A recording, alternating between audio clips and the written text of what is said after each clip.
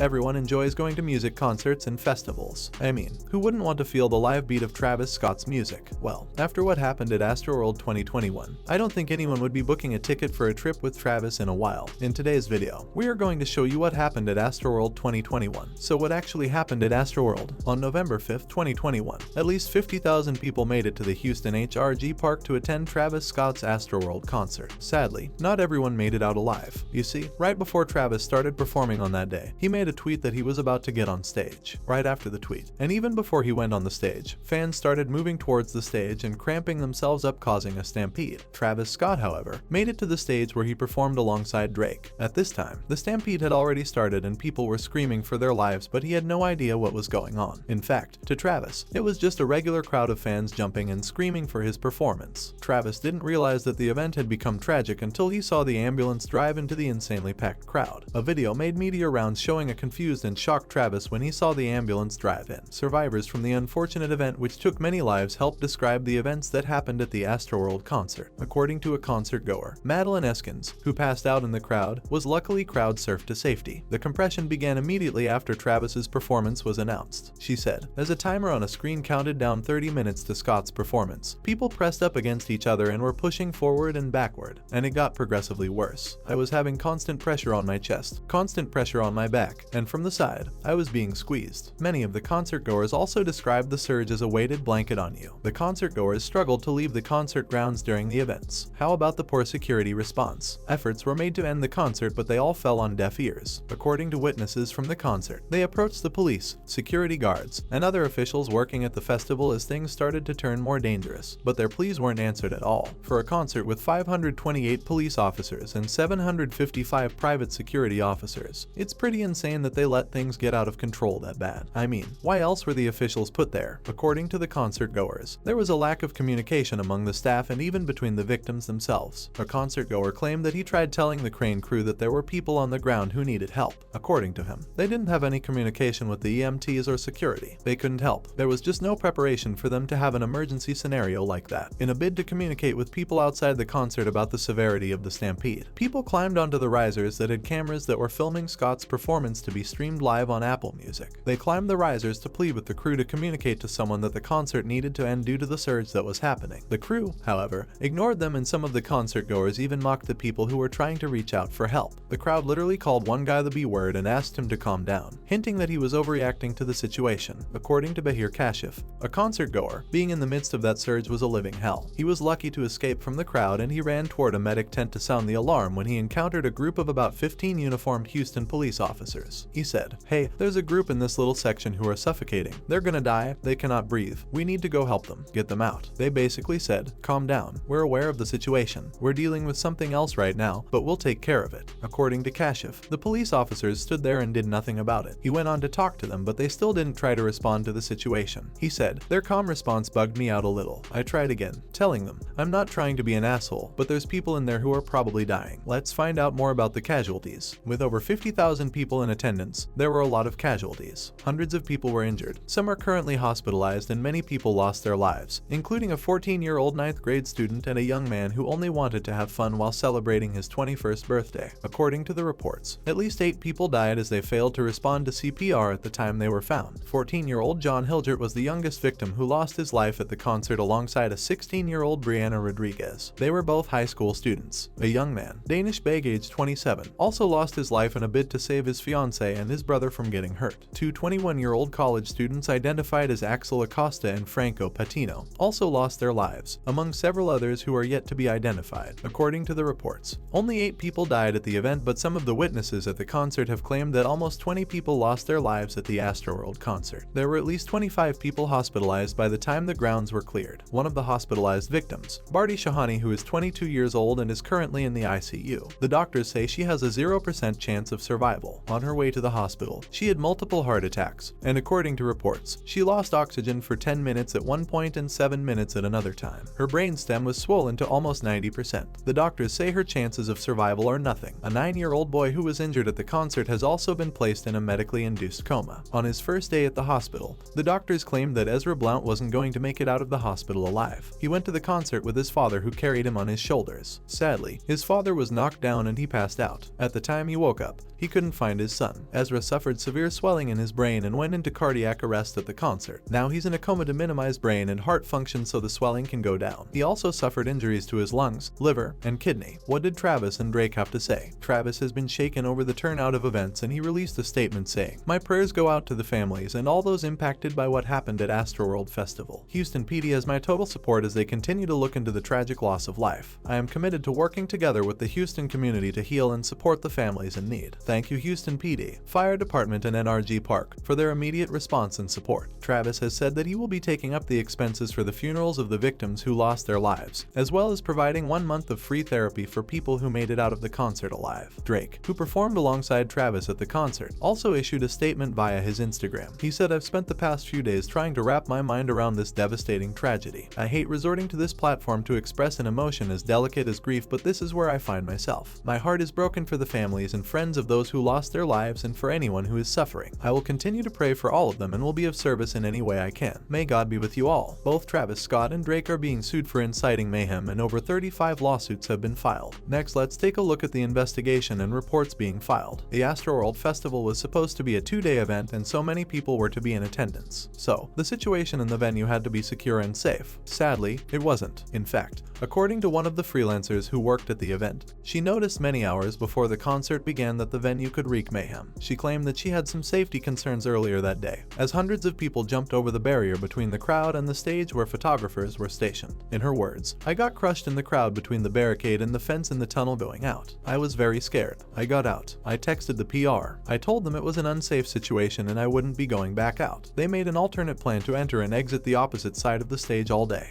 According to her, no further safety protocols were taken, so the turnout of events wasn't exactly a shock to her. The events of the Astroworld concert are being investigated at the moment, according to reports. The investigation will explore what caused the crowd surge and what prevented people from being able to escape the arena. Authorities are currently talking with witnesses, looking at footage, interviewing the event organizers, and doing everything in their power to figure out what went wrong at the concert and prevent such incidents in the future. Do you think Travis Scott should be sued for this unfortunate event? Let us know in the comments section. Don't forget to give this video a thumbs up, subscribe, and turn on post notifications.